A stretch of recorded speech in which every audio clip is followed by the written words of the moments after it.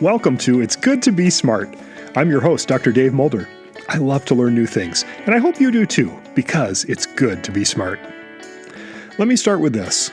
The ground beneath your feet helps grow food, shape ecosystems, and support life, including yours.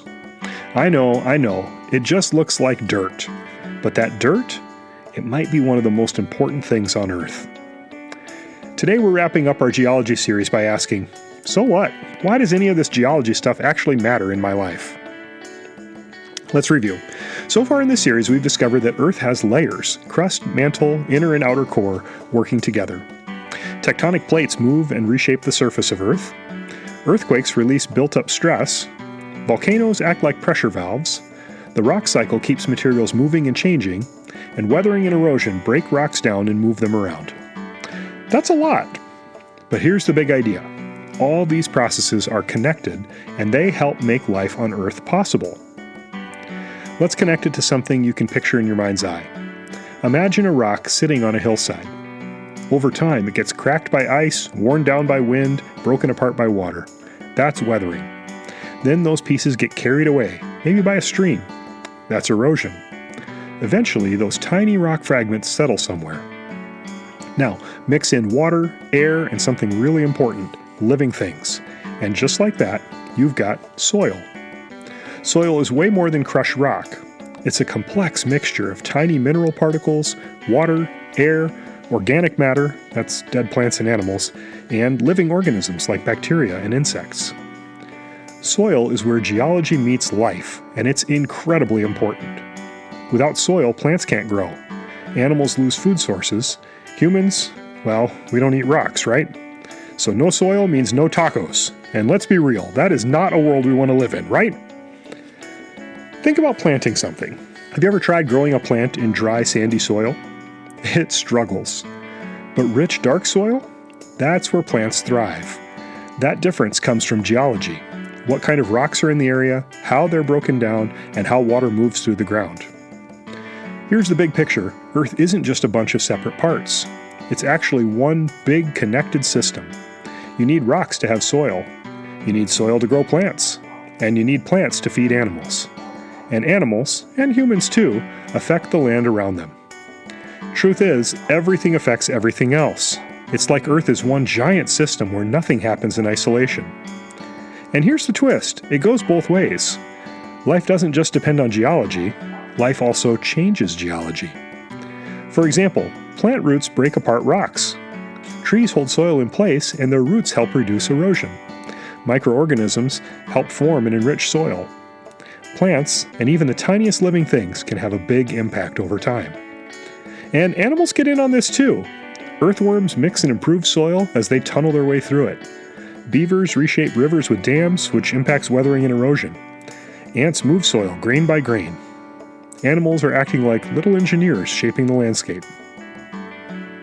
But now let's focus on one of the most powerful landscape shapers on Earth, humans. We move more rock and soil than almost any natural process.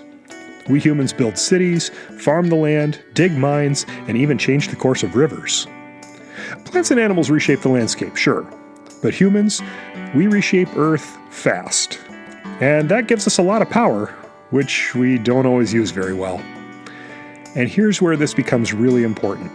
Our actions can either protect and sustain the land, or damage it in ways that are really hard to fix. For example, good farming practices can keep soil healthy, but over-farming can lead to erosion and loss of nutrients.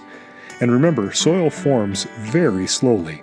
It can take hundreds of years to form just a small amount. So when we lose soil quickly, that's a big problem. So let's pause for a moment. I want you to think about this. Look around your community, maybe your school, your neighborhood, or nearby farmland. How are humans changing the land there? And are those changes helping the environment or harming it? Really think about it. Because here's the deeper idea. We're not just observers of Earth, we're participants in this world. And because we can understand how these systems work, we have something else too. Responsibility. We have a responsibility to not just use the land, but to care for it. That's both a scientific idea and an ethical one. Because the choices we make today affect the ecosystems around us, other people, and even future generations. We need to be wise and careful with the power we have to shape the landscape and take that responsibility seriously. The truth is that caring for this world is something we get to do. So let's do it to the best of our ability. Think of Earth like a giant team project. Rocks, water, air, plants, animals, they're all doing their part. And now you're on the team too. So don't take this planet for granted. Yeah, I went there. Bad puns have been the theme in this series, right? If you're a member of Team Earth, the question is, what kind of teammate will you be? Here's the big takeaway I want you to remember. Earth's geology and life are deeply connected. Rocks help create soil, soil supports life, and living things, including us, reshape the land. Thanks for joining me on this journey through Earth science. From deep inside the planet to the ground beneath your feet, you've seen how everything is connected. And remember, the more you understand the world around you, the better you can care for it. Thanks for joining me for this episode, and nice work leveling up your brain power today. Remember, smart isn't something you are, it's something we become as we're learning. So keep listening, keep learning, and keep getting smarter every day.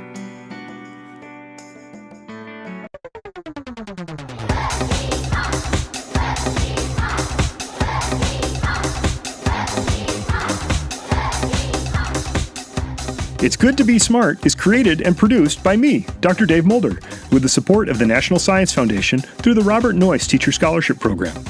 Subscribe to this feed so you'll never miss an episode. And check out our home on the web, goodtobesmart.com.